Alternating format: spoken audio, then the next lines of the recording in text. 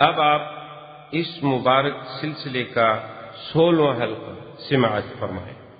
کہا پہلا مسئلہ تو میرا حل ہو گیا، اب دوسرے مسئلے میں میں فکر مند تھا کہ دوسرا مسئلہ کیسے حل ہوگا کہ تیری بیٹی کا شوہر وہ بنے گا جو عثمان سے بہتر ہو۔ مجھے تو عثمان سے بہتر کوئی نظر نہیں آتا تھا۔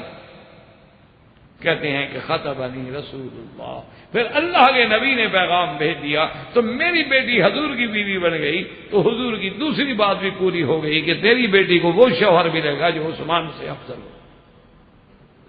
تو سیدنا عثمان اس لیے آپ کا لقب ہو گیا ذی النورین۔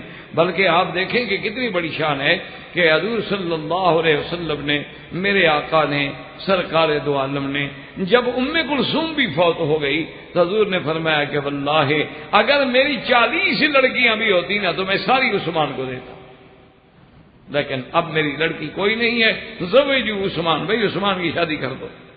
اب میری بیٹی تو ہے کوئی نہیں، اگر میری بیٹی ہوتی تو میں پھر بھی عثمان۔ تو سیدنا عثمان ذی النورین کو اس لیے لقب ملا ذی النورین، یعنی جس کے گھر میں 2 نور نظر ہیں انبیاء کی، 2 لخت جگر ہیں محمد رسول اللہ صلی اللہ علیہ وعلا آلہ واصحابہ وسلم تسلیما کثیرا کثیرا۔ اور اسی طرح یاد رکھیں کہ سیدنا عثمان وہ لوگ ہیں سابقین فی الاسلام، جن کو اللہ نے والسابقون الاولون، تو حضرت عثمان بھی ان لوگوں میں ہیں جن کا مقام سابقون میں ہے، اور حضرت عثمان اسلام لائے سیدنا صدیق کی دعوت پر، یعنی حضرت عثمان کو اسلام کی دعوت دینے والا ابو بکر رضی اللہ تعالی عنہ، اور اس کے بعد آپ اسلام لے آئے۔ ابھی حضور صلی اللہ علیہ وسلم دار ارقم میں بھی نہیں گئے تھے، اس سے پہلے عثمان اسلام لے آئے، اور اسلام لانے کے بعد آپ کے چچا ہیں حکم بن العاص، ان کو جب پتہ لگا کہ عثمان مسلمان ہو گئے تو وہ آئے، انہوں نے کہا کہ اسلم تھا سبا ہوتا، اچھا تم نے بھی دین چھوڑ دیا باپ دادے کا، مسلمان ہو گئے؟ انہوں نے کہا نعم مسلمان ہو گیا۔ فربطہ، تو اس نے رسی کے ساتھ حضرت عثمان کو گھر میں باندھ دیا اور کہا کہ جب تک اسلام نہیں چھوڑو گے اسی طرح بندے رہو گے، نہ کھانا دوں گا نہ پانی دوں گا، اسی طرح مر جاؤ۔ اور حضرت عثمان رضی اللہ تعالی نے فرمایا کہ چچا کیوں آزمائش کرتے ہو؟ اللہ کی قسم اگر میری جان بھی نکل جائے وہ تو مجھے قبول ہے، لیکن اب میں اللہ کا دین نہیں چھوڑ سکتا۔ تو جب حکم ابن العاص نے آپ کی صلابت کو دیکھا کہ وہ تو بالکل پختہ ہیں، پکے ہیں، بالکل لچک آتی ہی نہیں، تو آخر وہ بھی گھبرا گئے اور انہوں نے حضرت عثمان رضی اللہ تعالی عنہ کو چھوڑ دیا۔ انہوں نے کہا کہ وہ تو اسلام چھوڑنے کے لیے تیار ہی نہیں۔ اب سیدنا عثمان غنی رضی اللہ تعالی عنہ تو یہ ذی النورین اور سبقت اسلام اور اختبار اسلام میں آپ کا ثبات، اور ہجرتین، ہجرت الی الحبشہ اور ہجرت الی المدینہ کا شرف جو ہے وہ بھی حضرت عثمان کو ملا۔ اور اسی طرح یاد رکھیں کہ حضرت عثمان وہ ہیں جو کثیر الحیا، یعنی آپ پہ حیا کا بڑا غلبہ، حتیٰ کہ سیدہ عائشہ فرماتی ہیں کہ ایک دن میرے گھر میں حضور صلی اللہ علیہ وسلم تشریف فرما ہے، اور حضور بے تکلفی سے ایسے ٹیک لگا کے بیٹھے ہیں، اور چادر مبارک آپ کی یعنی نصف پنڈلی سے بھی کچھ اوپر ہے، اپنے گھر میں بیٹھے ہیں بے تکلف۔ اب دروازے پہ اذن مانگا گیا، حضور صلی اللہ علیہ وسلم نے فرمایا کون؟ نے کہا جی ابو بکر ہے۔ آپ نے کہا ٹھیک ہے آج آنے دو۔ حضرت ابو بکر آ گئے، ان نے آگے سلام کیا تو حضور جیسے بیٹھے تھے اسی طرح لیٹے رہے، بے تکلفی سے جیسے لیٹے ہوئے تھے لیٹے۔ حضرت عمر رضی اللہ تعالیٰ عنہ آئے، حضور نے اجازت دے دی۔ کیوں؟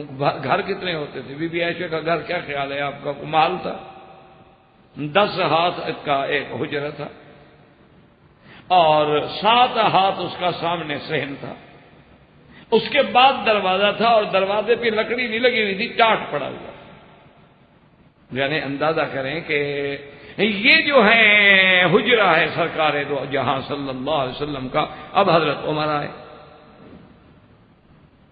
رضی اللہ تعالی عنہ، جب تشریف لائے تو حضور اسی طرح بے تکلفی سے لیٹے رہے۔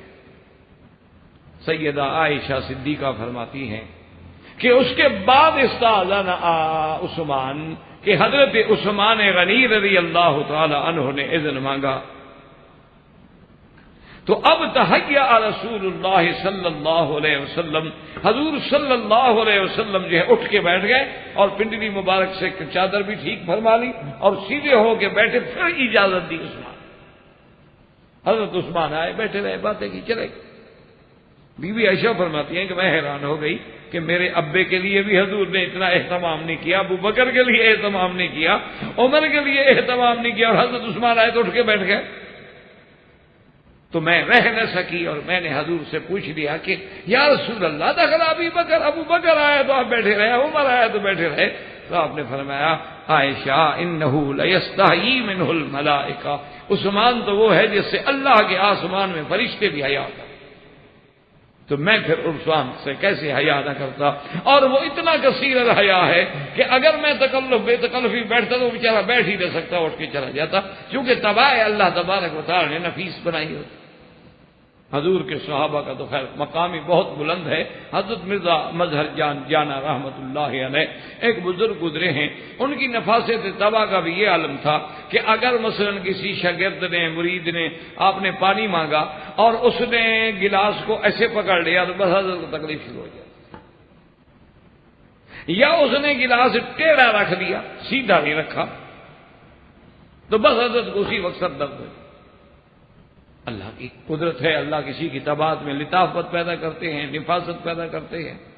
تو یہ تو طبائع ہیں جو اللہ نے پیدا فرمائے۔ ایک دفعہ ان کا ایک بڑا مشہور کتابوں میں تاریخ میں واقع ہے کہ آپ بیٹھے ہوئے تھے اور آپ کی آنکھیں مبارک جو تھی سرخ تھی، تو کسی شاگرد نے پوچھا کہ آپ سحر تھا، آپ رات جاگتے رہے، خیریت تو ہے حضرت؟ آپ کی آنکھیں نیند نہیں آئی، سرخ ہو رہی ہیں۔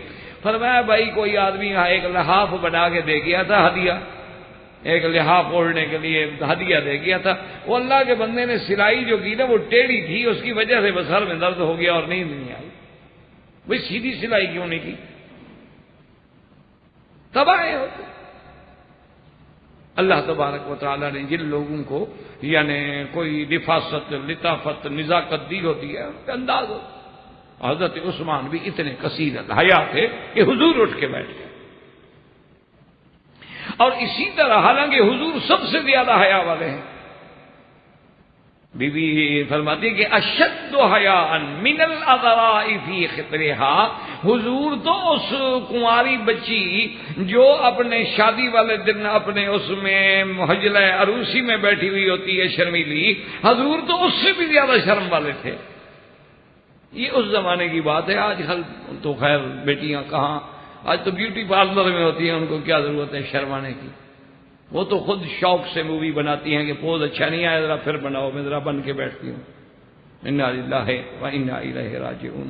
اب تو سچی بات اگر دیکھا جائے تو اب تو بس لاشیں ہیں چلتی پھرتی زمین پر، ورنہ وہ مقام کہاں جو حضور صلی اللہ علیہ وسلم کی ازواج مطہرات کا ہے یا اصحاب رسول کا ہے۔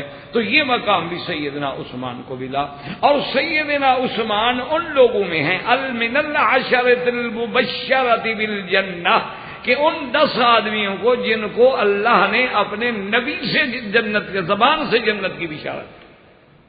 ویسے تو صحابہ سب جنتی ہیں، یاد رکھو، تمام اصحاب رسول جو ہیں وہ جنتی ہیں۔ اللہ نے قرآن میں وعدہ کر دیا کہ کلن وعد اللہ الحسنی، ہم سب کے لیے جنت، رضی اللہ عنہم ورضوا عنہ، جیسے اس آیت میں فرمایا والسابقون الاولون من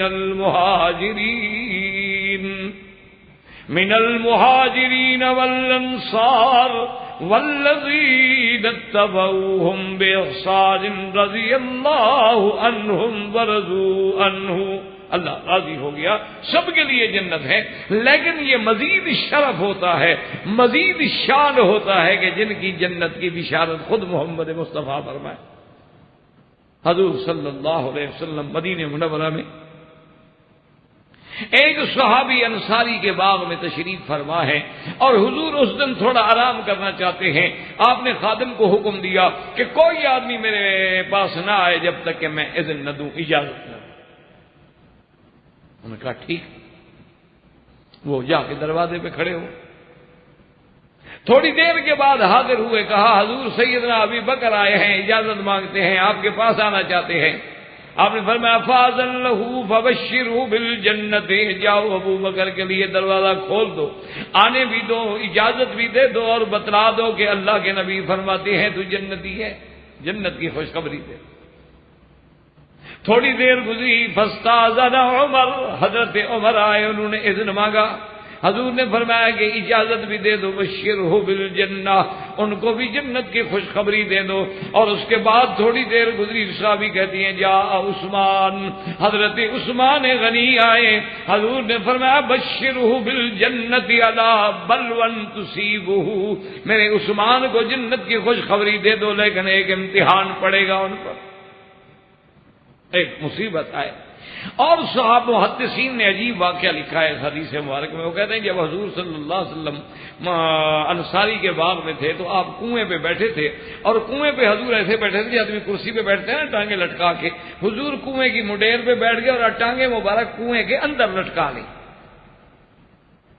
جگہ ٹھنڈی ہوتی ہے، نیچے پانی ہوتا ہے، اوپر ہوا ہوتی ہے، تو ایک ٹھنڈک کا ماحول ہوتا ہے۔ حضور ایسے بیٹھ گیا بے تکلفی سے، حضرت صدیق آئے تو ساتھ بیٹھ گئے اسی طرح کہ بھئی اب اگر میں بن کے بیٹھوں گا تو حضور کو بھی پھر بن کے بیٹھنا ہوگا نا میرے لیے، تو اسی طرح جلدی جلدی انہوں نے بھی ٹانگیں لٹکا دی تاکہ حضور کو تکلیف نہ کرنی پڑے۔ حضرت عمر آئے تو بائیں بیٹھ گئے، اب جب حضرت عثمان آئے تو ادھر جگہ بچی نہیں تھی، حضرت عثمان سامنے بیٹھے، کنواں تھا نا گول، تو اس کنارے پہ تو درمیان میں سرکار آ گئے، دائیں صدیق آ گئے، بائیں عمر آ گئے، اب یہ کنارہ تو جگہ ہی نہیں رہی، تو حضرت عثمان سامنے اسی طرح بیٹھے جیسے کہ حضور صلی اللہ علیہ وسلم بیٹھے تھے۔ تو اس پہ محدثین نے، علماء متاخرین نے لکھا ہے کہ قدرت کی طرف سے یہ اشارہ تھا کہ ابو بکر و عمر تو حضور کے ساتھ روضے میں ایسے ہوں گے، لیکن عثمان سامنے دفن ہوں، ان کو تو روضے میں قرب ملانا جیسے حیات میں ملا، اسی طرح روضہ مبارک میں بھی مل گیا۔ حضرت عثمان جنت البقیع میں دفن ہوئے۔ تو سیدنا عثمان رضی اللہ تعالیٰ عنہ یاد رکھیں، یعنی من العشرۃ المبشرہ، ان 10 میں سے ہیں جن کو اللہ تبارک و تعالیٰ نے اپنے نبی کے زبان مبارک پہ جنت کی بشارت دے دی۔ اور یاد رکھیں، ایک تو یہ بشارت ہے جیسے 10 کو ملی، حضرت عثمان کو بھی ملی، اور ایک اس کے علاوہ بشارت۔ مدینہ منورہ میں ایک کنواں تھا جس کا نام تھا بئر روما، اور آج کل اس کا نام ہے بئر الجنہ۔ یہ مسجد قبلتین کی طرف اگر جائیں تو شمال میں وہ کنواں واقع ہے۔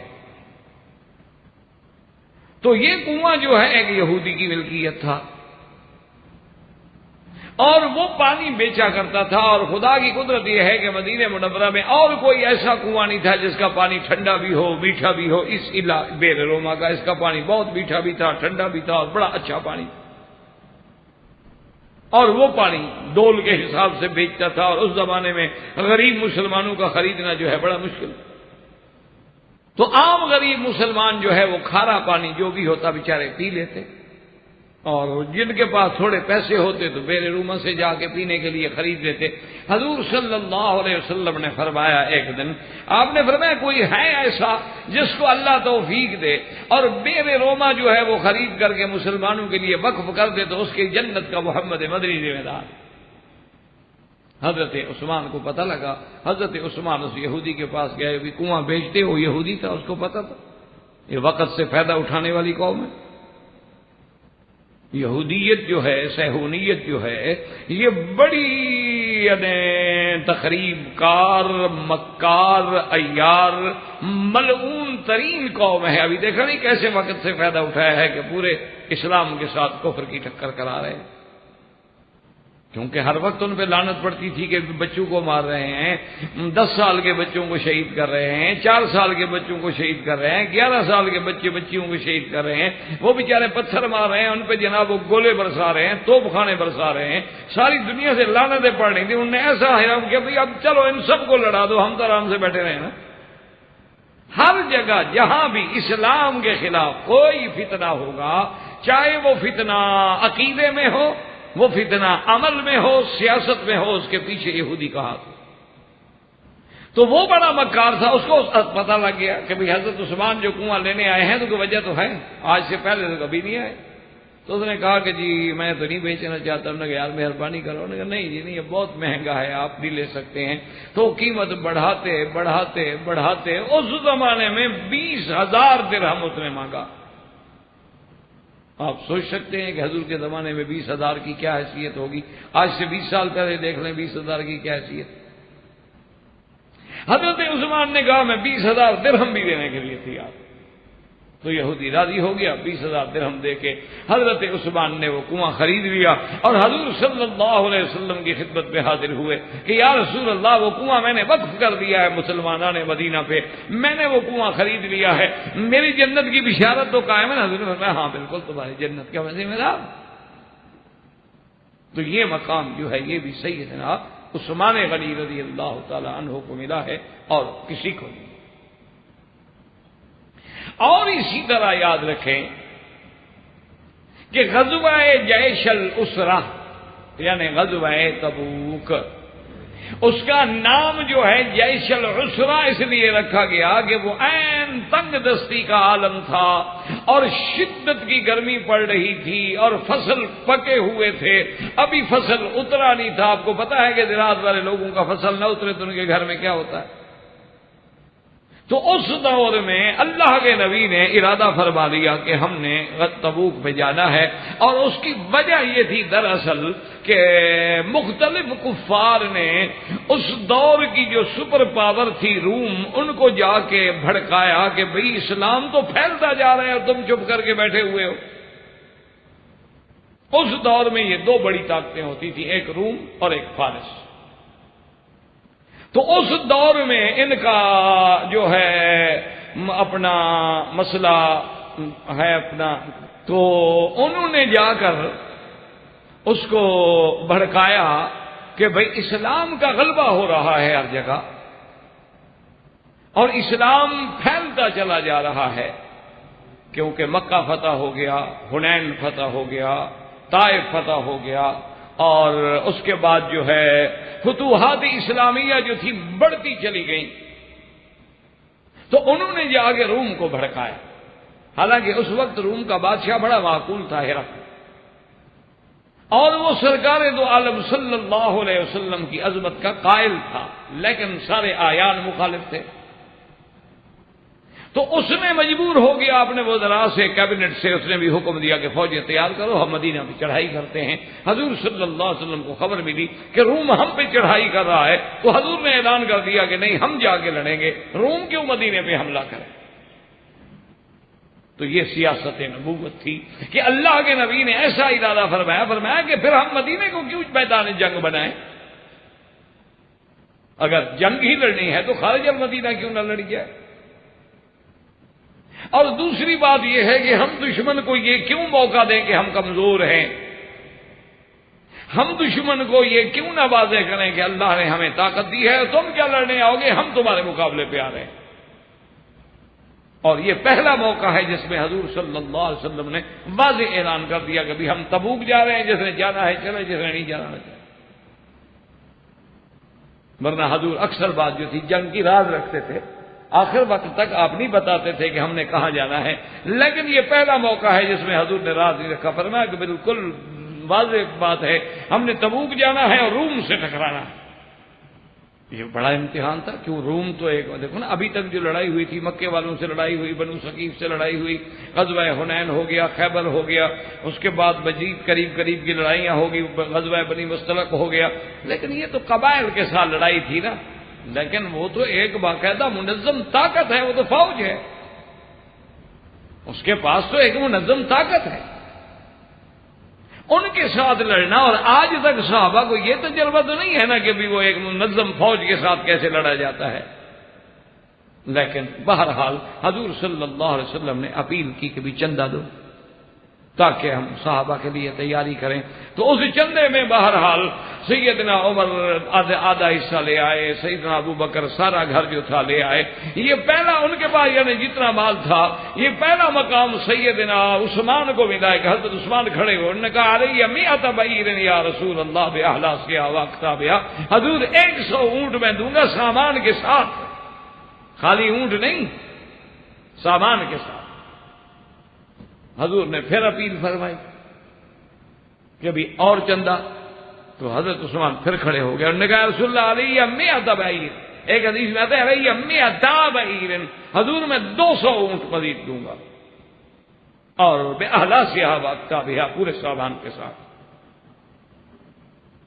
اور اس کے بعد کہتے ہیں کہ حضرت عثمان جیا بألف دینار.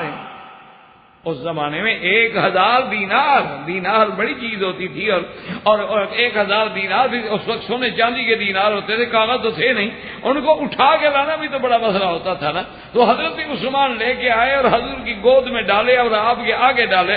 تو حضور صلی اللہ علیہ وسلم مسکرا رہے ہیں، خوش ہو رہے ہیں، اور اس کے حضرت عثمان کے پیسوں سے ایسے کھیل بھی رہے ہیں. اور فرمایا ما ضر عثمان ما عمل بعد اليوم، ما ضر عثمان ما عمل بعد اليوم. آج کے بعد عثمان جو کچھ کرے اس کو کوئی نقصان نہیں ہوگا، اس کو اللہ جنت دیں گے. تو یہ بشارت جو ہے یہ بھی سیدنا عثمان کو ملی ہے اور کسی کو نہیں. اللہ تبارک و تعالیٰ نے یہ شرف جو نصیب کیا ہے تو یہ بھی صرف حضرت سیدنا عثمان کو. اور اسی طرح یاد رکھیں کہ صلح حدیبیہ کے موقع پر جب سرکار دو جہاں رحمت دو عالم سیدنا محمد الرسول اللہ صلی اللہ علیہ وسلم جب آپ تشریف لائے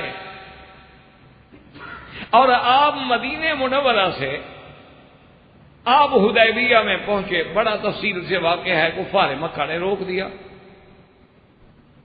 اب حضور صلی اللہ علیہ وسلم نے حضرت عمر کو بلایا اور کہا کہ عمر تم ایسا کرو کہ مکے میں جاؤ اور مشرکین مکہ سے جا کے بات کرو، انہیں سمجھاؤ کہ اللہ کے نبی عمرے کے لیے آئے ہیں، اللہ کے نبی کوئی جھگڑے کے لیے تو نہیں آئے، نہ جنگ لڑنے کے لیے آئے ہیں، نہ لڑائی کے لیے آئے ہیں. حضور صلی اللہ علیہ وسلم تو صرف عمرے کے لیے تشریف لائے، احرام باندھے ہوئے ہیں، جانور آپ کے ساتھ ہیں، کوئی عقل کرے. حضرت عمر رضی اللہ تعالیٰ نے کہا یا رسول اللہ میری تو جان بھی حاضر ہے، آپ حکم فرمائیں، جہاں حکم فرمائیں میں جانے کے لیے تیار ہوں، لیکن مجھے اگر آپ نے بھیجا نا مکے والوں کے پاس تو جو امید ہے وہ بھی ختم ہو جائے گی، کیونکہ کفر عمر کے ساتھ کبھی صلح نہیں کر سکتا.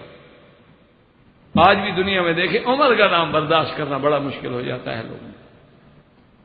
اللہ نے حضرت عمر کو ایسا مقام دیا، انہوں نے کہا یا رسول اللہ کوئی ایک بندہ ہے مکے میں جو میرے ساتھ راضی ہے، اور میں ہی تو ہوں جس نے مشورہ دیا تھا کہ ان کو مار دیں بدر میں. حضور میرے جانے سے تو معاملہ بگڑ سکتا ہے، بن نہیں سکتا، صلح نہیں ہو سکتی، اور پھر کوئی ایک بندہ بھی نہیں ہے جو اخلاقی طور پر بھی مجھے پناہ دینے پہ راضی ہو جائے. البتہ میں ایک مشورہ دے سکتا ہوں. حضور نے فرمایا ہاں مشورہ دو، کیا بنے؟ اور حضرت عمر نے کہا حضور عثمان کو. حضور نے فرمایا عثمان کو؟ نے کہا عثمان کو اس لیے بھیجیں کہ ایک تو عثمان کا خاندان ابھی مکے میں ہے کہ، اور خاندان جو ہوتا ہے نا وہ کبھی اپنے خاندان کے بندے کی رسوائی برداشت نہیں کرتا. اور دوسری بات یہ ہے کہ یا رسول اللہ مکے میں کون سردار ہے جس پر عثمان کا احسان نہ ہو؟ مکے کا کوئی ایک بندہ ہے جس پہ عثمان نے احسان نہ کیے ہوں؟ کسی کو پیسہ دیا، کسی کو قرضہ دیا، کسی کی اعانت کی، تو حضرت عثمان کا لحاظ کریں گے اور کسی بندے کی کوئی لحاظ نہیں کرے گا. یعنی یہ شرف بھی سیدنا عثمان کو ملا ہے کہ 1400 صحابہ میں سے سفیر رسول اللہ، رسول اللہ بن کے جانے والا حضرت عثمان. اچھا اللہ کی شان دیکھیں، حضرت عثمان رضی اللہ تعالیٰ عنہ کے لیے امتحان ہو گیا. جب حضرت عثمان آئے تو آپ کے خاندان کے لوگ کھڑے ہو گئے، انہوں نے کہا عثمان تم ہماری امان میں ہو، بالکل آرام سے آؤ، باقی فیصلہ ہونا نہ ہونا اللہ کے ہاتھ میں ہے. جہاں تک آپ کی امان کا تعلق ہے، ہم جب زندہ ہیں تو آپ پر تو ہاتھ کون لگا سکتا ہے؟ آپ بالکل اب مکے میں آئے، آرام سے آ گئے، آرام سے آئیں، اور اگر آپ عمرہ کرنا چاہتے ہیں تو داخل ہو جائیں، آپ آرام سے کریں، ہم کھڑے ہیں بھائی. کون ہے بھائی کا لال جو آپ کو روکے؟ اب آپ آ گئے کعبے میں، احرام میں ہیں تو آپ عمرہ کر لیں. حضرت عثمان رضی اللہ تعالی عنہ کا یہ امتحان ہے، اور یہ مقام محبت ہے، اور یہ مقام ادب ہے. ورنہ شریعت کا کیا مسئلہ ہے کہ مکے میں پہنچ جاؤ، اجازت بھی مل جائے، موقع بھی مل جائے تو عمرہ نہ کرو. یہ محبت کی باتیں ہوتی ہیں، ان کو سمجھ آتی ہیں جن کے دل میں عشق رسول ہوتا. جن کے دلوں میں حضور کی محبت ہوتی ہے. اسی لیے کسی نے کہا تھا نا کہ بے عشق محمد جو محدث ہیں جہاں میں آتا ہے بخار ان کو، بخاری نہیں آتی. حضور کا عشق نہ ہو تو پھر بخار تو آ سکتا ہے، بخاری شریف نہیں پڑھ سکتا. کہ جس نبی کی حدیث سمجھنا چاہتے ہیں اس سے محبت ہی نہ ہو. اور جب حضور سے محبت کا مقام یہ ہو جائے کہ آدمی کی ساری کائنات سے زیادہ محبوب بھی حضور ہو جائیں تو پھر وہاں وہ مسئلے دیکھے گا. پھر تو جان بھی قربان، اولاد بھی قربان، بچے بھی قربان. جب اللہ کا نبی ساری کائنات سے زیادہ محبوب ہے تو یہ مقام ہے محبت کا کہ حضرت عثمان کے لیے کعبہ کھلا ہے، راستہ کھلا ہے. لیکن حضرت عثمان نے فرمایا واللہ مجھے خدا کی قسم ہے میں اس وقت تک عمرہ نہیں کروں گا جب تک حتی آتا میرا رسول اللہ صلی اللہ علیہ وسلم، میرا محبوب بغیر عمرے کے بیٹھے رہیں اور عثمان عمرہ کرے. میری محبت یہ گوارا نہیں کر سکتی. انہوں نے کہا میں نہیں عمرہ کروں. انہوں نے کہا اب عثمان تمہیں تو ہم نے نہیں روکا. انہوں نے کہا حضور کو تو روکا ہے نا. جب حضور رکے ہوئے ہیں تو میں کیوں کروں گا؟ جب عمرہ حضور کریں گے میں بھی کروں گا. اور پھر حضرت عثمان نے ان کو سمجھایا، ان کو بلایا، ان کو اجازت دی. لیکن انہوں نے کہا کہ نہیں یہ بات ہم نہیں مانتے. حضور صلی اللہ علیہ وسلم کو اس سال تو ہم نہیں آنے دیں گے کیونکہ ہمارا بالکل ناک کٹ جائے. اصل بات تو وہی ناک کی ہوتی ہے نا، ہمارے یہاں بھی، ان میں بھی وہی تھی وہ جاہلیت. انہوں نے کہا جی یہ ہماری موت ہے کہ 1400 صحابی کے ساتھ حضور آئیں، عمرہ کریں، چلے جائیں اور ہم ان کا کچھ بھی نہ بگاڑ سکیں اور ہم سے اجازت کے بغیر آئے ہیں. حضرت عثمان نے کہا اللہ کے بندو عقل کرو، اللہ کا نبی عمرے کے لیے آئے ہیں، کیا حرج کیا ہے؟ انہوں نے کہا کہ نہیں اس سال تو کوئی امکانی شکل. اچھا بعض لوگ یہ کہتے ہیں کہ وجہ یہ تھی کہ حضرت عثمان کو جب حضور نے بھیجا نا تو 10 صحابہ شوق میں حضرت عثمان کے ساتھ چلے گئے. وہ حضرت عثمان کے ساتھ ہو گئے کہ چلو ہم کعبہ شریف تو دیکھا ہے نا، کعبے کی محبت کس کے دل میں نہیں تھی. وہاں جب وہ آ گئے اب حضرت عثمان کی تو بات نہ بنی. انہوں نے کہا کہ چلو بھی ہم ذرا دوستوں کو ملائیں. جو مسلمان ضعیف تھے نا وہاں بیچارے قید میں تھے، پکڑے ہوئے تھے، باپ نے باندھا ہوا تھا، وہ تھے تو آپس میں ایک دوسرے کے ملنے والے، ان کے پاس گئے تو اب کافروں کو غصہ آ گیا. تو یہ بندے تو اسی لیے آئے تھے، یہاں اندر آ گئے وہ تقریب کاری کر رہے ہیں. تو یہ بات جو تھی بات بڑھتے بڑھتے حضور صلی اللہ علیہ وسلم تک 22 تاریخ پہنچ گئی کہ قتل عثمان، حضرت عثمان جو ہیں شہید کر دیے گئے ہیں. اور کافروں نے آپ کے سفیر کا بھی احترام نہیں کیا اور حضرت عثمان کو شہید کر دیا. حضور صلی اللہ علیہ وسلم کو جب یہ خبر پہنچی حضور صلی اللہ علیہ وسلم جلا. حضور صلی اللہ علیہ وسلم نے حکم دیا صحابہ کو کہ آؤ میرے ہاتھ پہ بیعت کرو. اب 2 لفظ ہیں، بعض صحابہ تو کہتے ہیں کہ بایعناہ علی الموت، ہم نے حضور کی بیعت کی اس بات پہ کہ یا رسول اللہ ہمیں موت آ جائے لیکن ہم عثمان کا بدلہ دیں گے. ہم عثمان کا قصاص چھوڑ کے چلے جائیں کیسے ہو سکتا؟ اور اسی طرح بعض صحابہ رضوان اللہ علیہم اجمعین یہ فرماتے ہیں کہ بایعناہ علی ان لا یفروا، حضور نے فرمایا کہ میری ہاتھ پہ بیعت کرو اس حال میں کہ تم اس میدان سے اب نہیں ہٹو گے، میدان سے نہیں بھاگو گے. اور یہ وہ بیعت ہے جس کا ذکر اللہ نے قرآن میں کیا. لقد رضی اللہ عن المؤمنین اذ یبایعونک تحت الشجرۃ فعلم ما فی قلوبہم وانزل السکینۃ علیہم واصابہم فتحا قریبا. اللہ پاک نے فرمایا میرا بدنی مجھے قسم ہے، اللہ قسم کھا رہے ہیں، کم ہر تاکید کے لیے ہیں، تا اللہ تاکید راضی ہو گئے ان ایمان والوں سے جو اس درخت کے نیچے تیری بیعت کر رہے ہیں. اور اس کے بعد دوسری آیت میں فرمایا کہ میرا مدنی جب وہ بیعت کر رہے تھے ید اللہ فوق ایدیہم، ایک آپ کا ہاتھ ہے اور ایک صحابی کا ہاتھ ہے اور ان پر اللہ تبارک و تعالی کا ہاتھ ہے. یہ وہ عظیم بیعت ہے جس کا نام بیعت الرضوان ہے، یعنی جس پر اللہ کی رضا کے فیصلے وحی میں اور قرآن میں نازل ہو. اسی طرح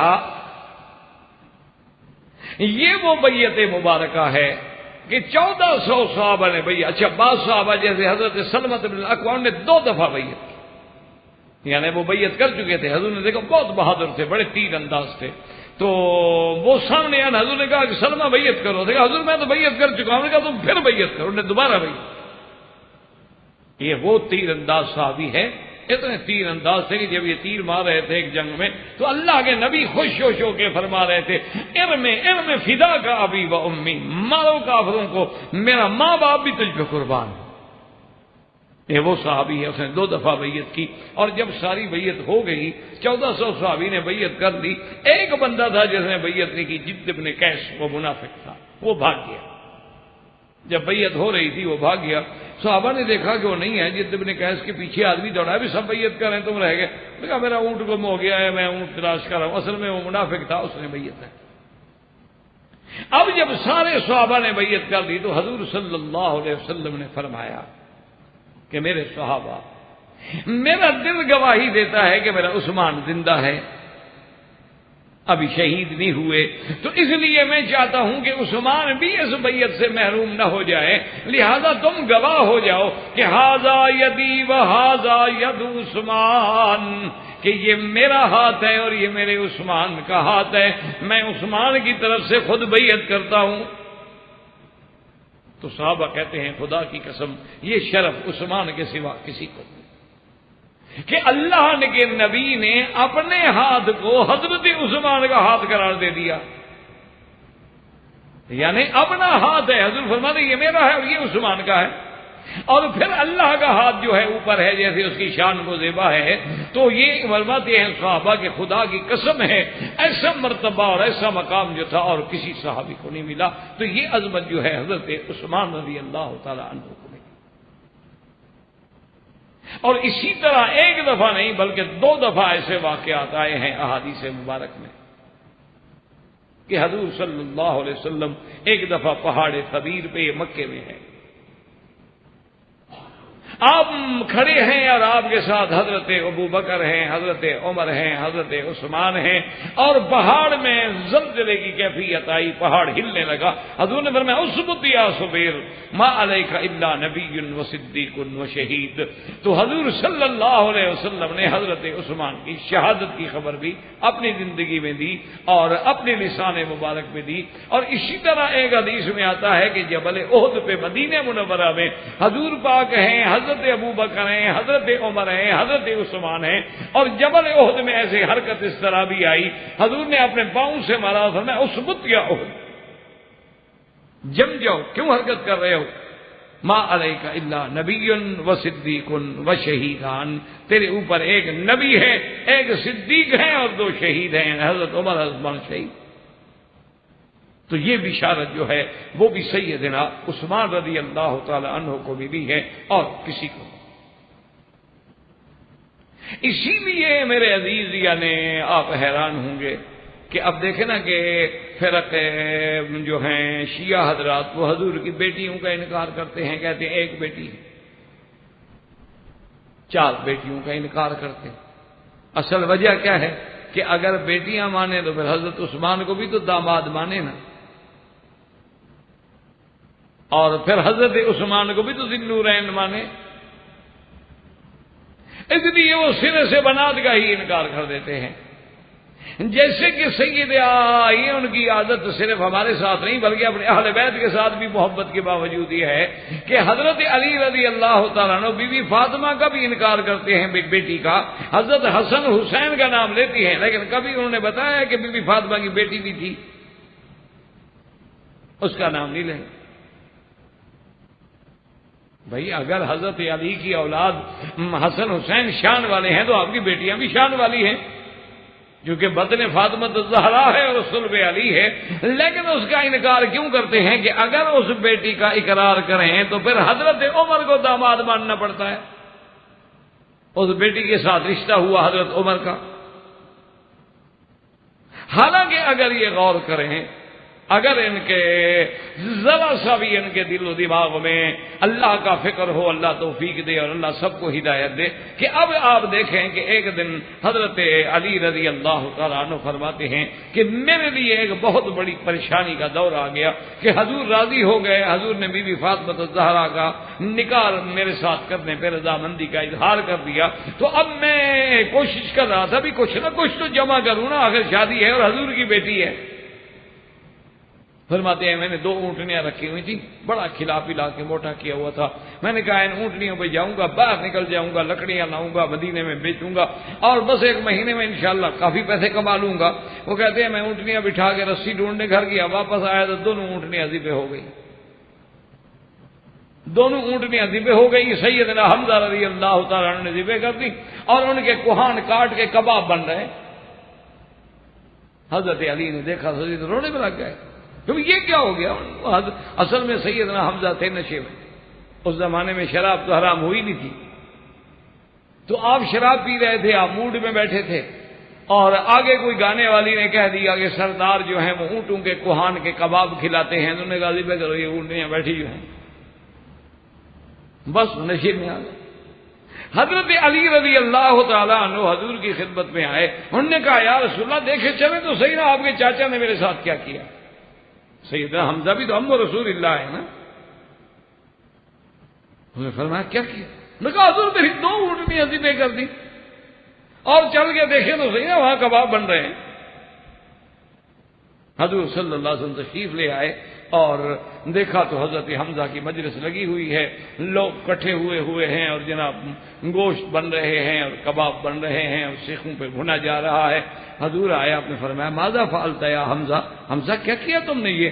تو حضرت حمزہ تھے نا نشے میں، یوں اٹھا کے سر دیکھا، کہتے حل انتم الا عبید و آبائی، تم کون ہو؟ میرے باپ دادے کے تم سارے غلام لگتے ہو۔ وہ نشے میں، اللہ نے ایسے تو نہیں حرام کیا نا۔ حضور صلی اللہ علیہ وسلم فرمایا کہ علی واپس آ جاؤ، اب اس کو اس حال میں کیا کہوں؟ جو نبی کو بھی نہیں پہچان رہا تو وہ علی کو کیسے پہچانتا ہے، اس کی اونٹنیاں کیسے پہچانتا؟ حضرت علی فرماتے ہیں حضور تو واپس آ گئے اور میں مسجد کی دیوار کے ساتھ سر پکڑ کے بیٹھ گیا۔ میں جتنا غمگین تھا ایسا غمگین کوئی بندہ نہیں ہوگا۔ فمر بی عثمان رضی اللہ تعالی عنہ، حضرت عثمان غنی آ کے گزرے اور پوچھا لے کیوں اداس بیٹھے ہو حضرت علی، کیا وجہ ہے کہ آج غمگین بیٹھے ہیں؟ حضرت علی نے کہا میں نے عرض کیا، سارا واقعہ سنایا کہ میری شادی ہے، میں سیدہ کے لیے تیاری کر رہا ہوں، اہتمام کر رہا ہوں اور میرا تو اب کچھ بھی نہیں رہا، میرے گھر میں تو 1 روپیہ بھی نہیں ہے، میں کیسے شادی کروں گا؟ حضرت عثمان غنی رضی اللہ تعالیٰ عنہ فرماتے ہیں میں نے کہا علی غم کیوں کرتے ہو؟ شادی علی کی ہوگی، خرچہ حضرت عثمان کا ہوگا، تمہیں جتنا چاہیے میں خرچ دوں، غم کس بات کا کر رہے ہو؟ تمہیں کیا غم ہے؟ تیری شادی کے لیے بھی کوئی کمی ہے؟ جتنا مرضی آئے اور جو مرضی آئے مجھ سے لے جاؤ۔ تو یہ شرف جو ہے یعنی حضرت علی کی شادی کے خرچے دینے والا، اور تاریخی کتابیں اٹھا کے دیکھ لیں حضرت علی کی شادی کے گواہ کون ہیں؟ ابو بکر، عمر، عثمان۔ اسی لیے ان کو ذرا آدمی جب پتھر کے گھر میں، اپنے شیشے کے گھر میں بیٹھا ہو تو پتھر پھینکتے ہوئے ڈرنا چاہیے کہ کہیں وہ پتھر ہمیں تو نہ لگے گا، کہیں وہ واپس ہم پہ تو نہ آئے گا کہ اگر ہم نے عثمان، ابو بکر اور عمر کے اسلام پہ بحث کی تو حضرت علی کے نکاح کا کیا بنے گا؟ تو اس لیے یہ مرتبہ اور یہ مقام جو ہے اہل بیت رسول پہ خرچ کرنے کا اور حضرت علی رضی اللہ تعالی عنہ پہ خرچ کرنے کا، یہ مقام بھی اللہ تبارک و تعالی نے اگر عطا فرمایا تو سیدنا عثمان رضی اللہ تعالی عنہ کو اللہ نے عطا فرمایا۔ تو یہ تمام مناقب اور یہ تمام فضائل جو ہیں صحیح احادیث مبارک میں بھی موجود ہیں، اور بلکہ ایک حدیث مبارک میں آتا ہے لیکن اس کی سند پر علماء محدثین نے اعتراض فرمایا کہ حضور نے فرمایا کہ رفیقی فی الجنت عثمان۔ اچھا، اور تاریخ اٹھا کے دیکھیں، کہتے ہیں کہ عثمان بہت خوبصورت، اللہ نے بڑا جمال دیا، اجمل الناس۔ اور ایک واقعہ آتا ہے وہ بھی صحیح روایات میں ہے کہ حضرت انس رضی اللہ تعالی عنہ جو خادم و رسول اللہ ہیں، حضور کے خادم ہیں اور محبوب خادم ہے حضرت انس۔ حضور صلی اللہ علیہ وسلم کے گھر میں ہدیہ جو آیا، کسی نے گوشت بھیجا تو حضور نے فرمایا انس ادھر آؤ، کسی چیز میں یہ گوشت لے جاؤ اور عثمان کے گھر میں دے آؤ، کیونکہ عثمان کے گھر میں حضور کی بیٹی ہے، گویا حضور اپنی بیٹی کے گھر میں بھی بھیج رہے ہیں۔ تو حضرت انس رضی اللہ تعالیٰ عنہ کہتے ہیں کہ میں جب آیا گوشت لے کر، حضرت عثمان، خدا کی قدرت ہے کہ دونوں موجود تھے، حضرت عثمان بھی بیٹھے تھے، آپ کی زوجہ محترمہ بی بی رقیہ بھی بیٹھی تھی۔ وہ کہتے ہیں خدا کی قسم ہے میں تو حیران ہو گیا، انظر الی رقیہ و انظر الی عثمان، میں تو حیران ہو گیا، کبھی بی بی رقیہ کو دیکھتا، کبھی عثمان کو دیکھتا، میں حیران ہو گیا کہ کس کے جمال کا کیا تعریف کروں، کیا مقابلہ کروں، ادھر نبی کی بیٹی ہے اس کا جمال اور ادھر حضرت عثمان کا جمال۔ کہتے ہیں کہ میں جب واپس آیا تو حضور صلی اللہ علیہ وسلم نے فرمایا انس تم نے ہدیہ پہنچا دیا ہے؟ تو میں نے کہا ہاں یا رسول اللہ میں نے ہدیہ پہنچا دیا ہے۔ اور حضرت انس سے حضور نے فرمایا حل دخلت علیہما، ہدیہ جو تم دینے گئے ہو وہ دونوں موجود تھے، تم اندر گئے تھے؟ تو حضرت انس نے کہا کہ ہاں یا رسول اللہ میں تو اندر گیا تھا، اس وقت آیت حجاب تو تھی نہیں، پردہ تو آیا نہیں تھا۔ تو آپ نے فرمایا کہ اچھا انس تم نے دیکھا ہے کہ ان کو دونوں کو دیکھا تھا میاں بیوی؟ انہوں نے ہاں یا رسول اللہ دیکھا تھا۔ اور حضور نے فرمایا حل رأیت احسن زوج منہما، اس سے بہتر جوڑا بھی تم نے کبھی زمین پہ دیکھا ہے؟ تو حضرت انس کہتے ہیں خدا کی قسم ہے واللہ ما رأیت یا رسول اللہ، کہتے ہیں یا رسول اللہ خدا کی قسم ہے اللہ نے ایسی جوڑی بنائی ہے نا میاں بیوی کی کہ ایسی جوڑی زمین پہ چلتی ہوئی میں نے نہیں دیکھی، میں تو ان کے گھر میں جا کے حیران ہو گیا، انظر الی رقیہ وانظر الی عثمان، کبھی اس کو دیکھتا کبھی اس کو دیکھتا۔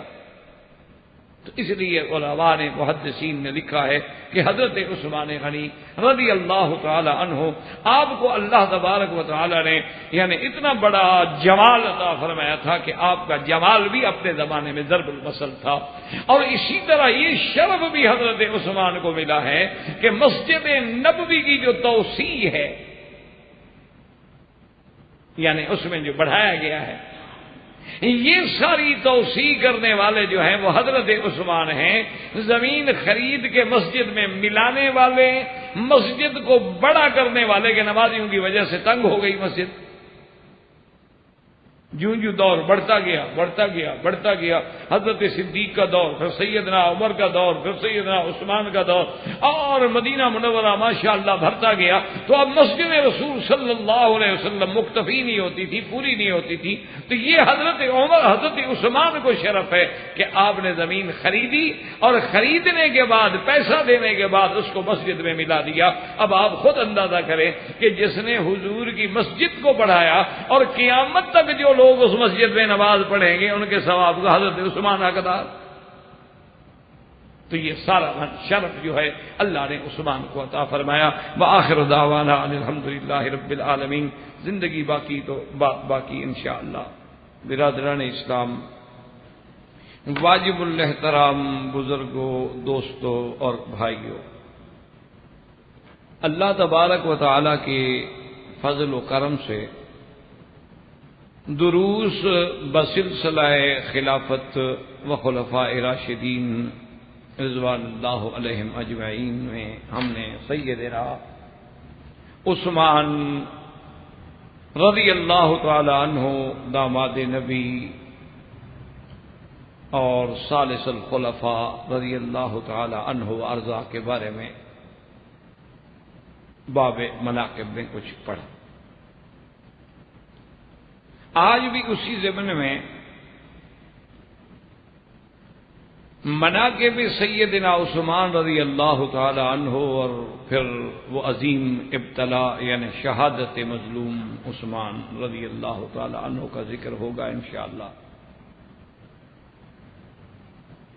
سیدنا عثمان غنی رضی اللہ تعالی عنہ کہ اولیات میں علماء نے لکھا ہے،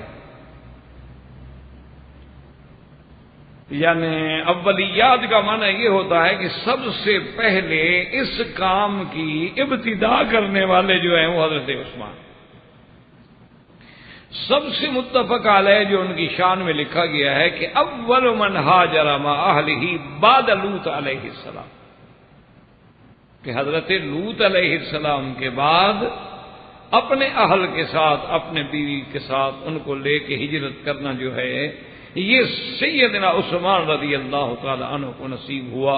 اب سیدنا لوط علیہ السلام کا زمانہ جو ہے وہ سیدنا ابراہیم خلیل علیہ السلام کے زمانے کے ساتھ،